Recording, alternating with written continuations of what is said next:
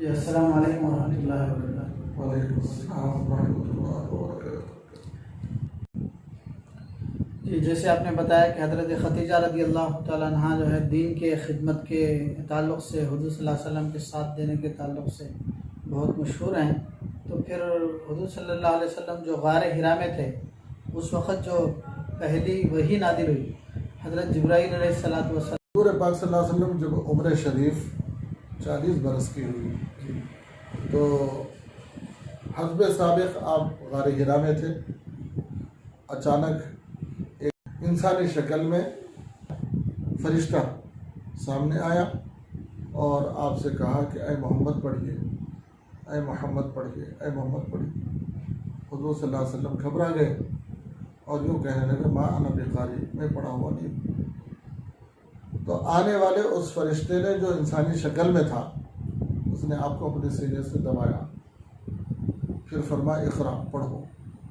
تو حضور نے فرمایا ما انا بقاری، میں پڑھا ہوا نہیں۔ پھر دوسری دفعہ پھر سینے سے لگایا، دبایا، پھر چھوڑا، پھر فرمایا پڑھیے ما انا بقاری۔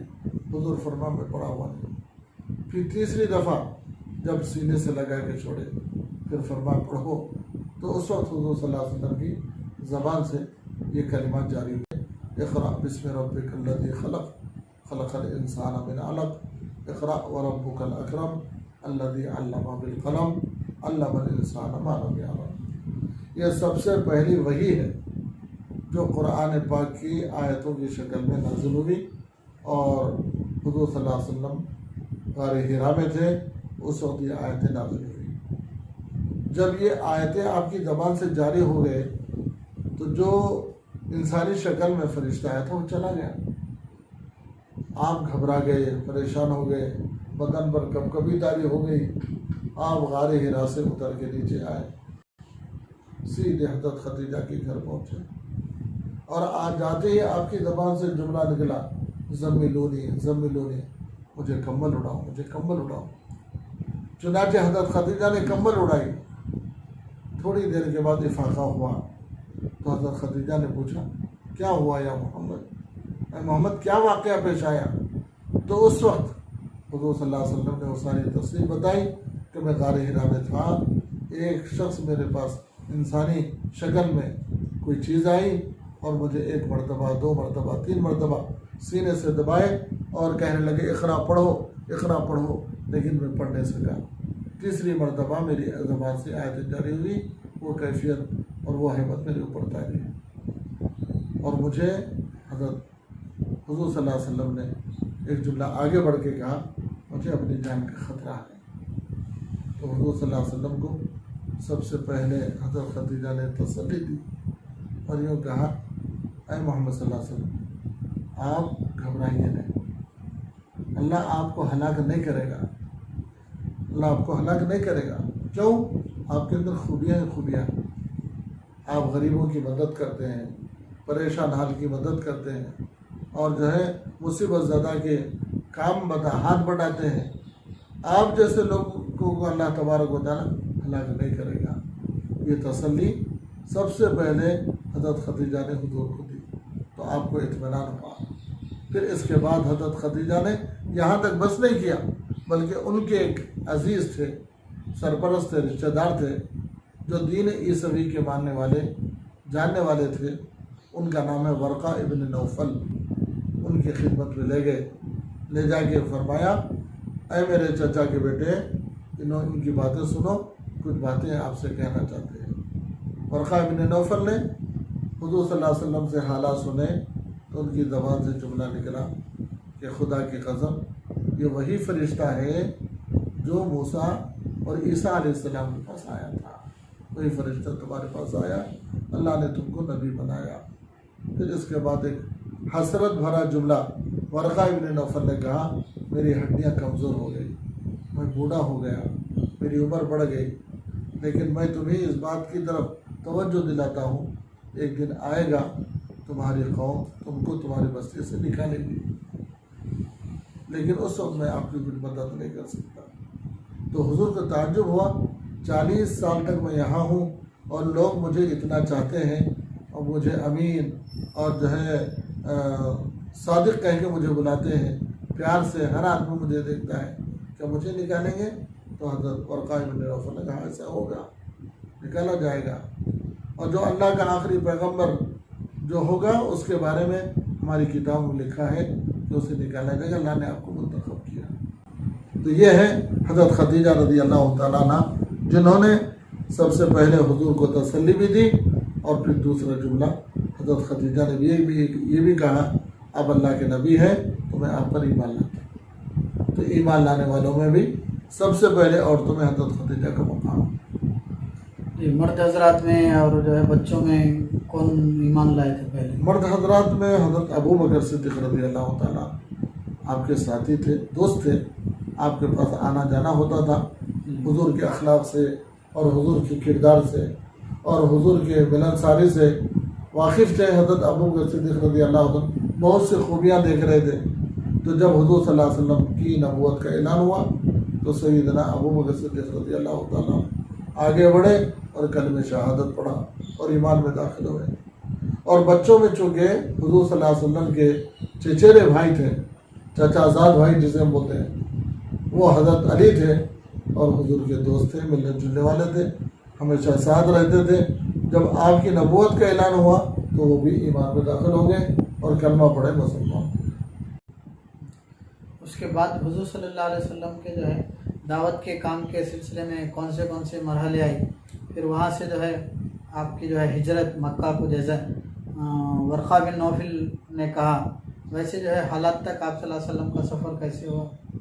یہ تو لمبی فہرست ہے، مختصر عرض کروں تو یوں ہے کہ جب آپ کو نبوت ملی تو حضور صلی اللہ علیہ وسلم گھبرا کر گھر آ گئے۔ اس کے بعد آپ پر وحی آئی، چند دن تک وحی رک گئی، پھر اس کے بعد وحی آئی تو اس میں اللہ کی طرف سے حکم آیا، یا ایھا المدثر قم فانذر وربک فکبر، اے چادر اڑنے والے اٹھو اور اللہ کے عذاب سے ڈراؤ، اللہ کی بڑائی کرو۔ اس طرح جو ہے وحی نازل ہو گئی۔ یہ تبلیغ کا حکم تھا جی ہاں، کہ اب جو ہے حضور صلی اللہ علیہ وسلم سمجھ گئے اب نبوت کا کام شروع کرنا۔ آپ جو ہے کلمہ حق لے کر اب شروع کیے، تو پہلے آپ نے اپنے گھر سے شروع فرمایا، خاندان کے لوگوں کو جمع کیا اور سب کی انہوں نے پہلے دعوت کی اور جو ہے ایمان کے کلمات کہلوائے، لیکن جو لوگ نہیں ماننے والے تھے وہ لوگ تو انکار کر کے چلے گئے، گھر سے مخالفت شروع ہوئی۔ پھر آپ بستی میں ایک ایک خاندان کے پاس جاتے اور ایک ایک قبیلے کے پاس جاتے اور ہر ایک کو سمجھاتے، کہتے یا ایھا الناس قولوا لا الہ الا اللہ تفلحوا، اے لوگوں لا الہ الا اللہ کہو کامیاب ہو جائیں گے۔ کہ جس وقت اللہ کے نبی اس توحید کا اعلان کرے تھے، عین اسی وقت میں بیت اللہ میں 360 بت رکھے ہوئے تھے جن کی پوجا مکے والے کرتے تھے۔ ہر ایک حاجت کے لیے الگ الگ خدا ان کے پاس بنا ہوا تھا اور اس کی پوجا کرتے تھے۔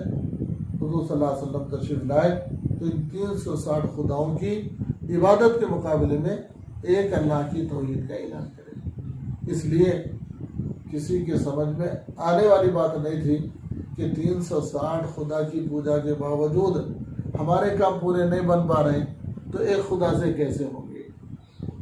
حالانکہ ان کو جاننا چاہیے کہ 360 خدا مردے ہیں، بے جان، اور ایک خدا جس کی پرستش کی جا رہی ہے، جس کی طرف نبی بلا رہے، وہ حی القیوم ہے، وہ زندہ ہے اور ہمیشہ دیکھنے والا اور اپنے مخلوق کو جاننے والا ہے، اس کی طرف بلا رہے ہیں۔ تو اس لیے جب دعوت کا کام حضور پاک صلی اللہ علیہ وسلم نبوت کی ذمہ داری شروع فرمائی تو ماننے والے کم، نہیں ماننے والے زیادہ۔ جو نہیں ماننے والے وہ مخالفت پر اتر آئے، طرح طرح کی اللہ کے نبی کو تکلیفیں پہنچانے کا پلان بنایا اور اذیتیں پہنچانے کا ارادہ فرمایا۔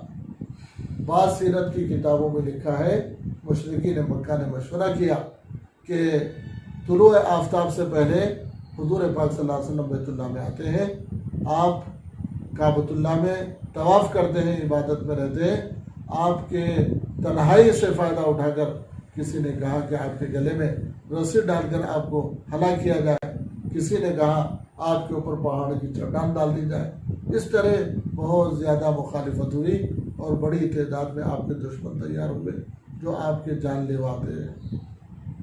انہی دنوں میں مشرکین مکہ نے مشورہ کیا کہ یہ ابو طالب کا جو بھتیجا ہے اور عبد المطلب کا جو پوترا ہے، یہ مکے میں جب سے نبوت کا اعلان کرے اس کے بعد سے گھر گھر جو ہے فرقوں میں تبدیل ہو گیا، بڑھ گئے گھر، کچھ ایمان والے کچھ بے ایمان، کچھ محمد صلی اللہ علیہ وسلم کو ماننے والے کچھ نہیں ماننے والے، اس طرح فرقہ یعنی جو ہے تفریق ہو گئی۔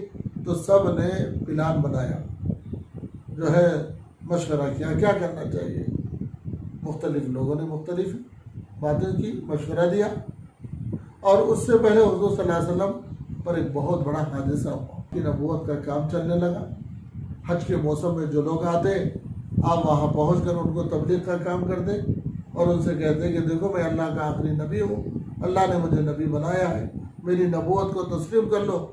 اور پھر حضور اعلان کرتے من آوا من انصاری، مجھے میری مدد کون کرے گا، مجھے کون ساتھ لے جائیں گے، میں جو ہے تمہاری بستی میں پہنچ کر ایمان کا کام کروں گا۔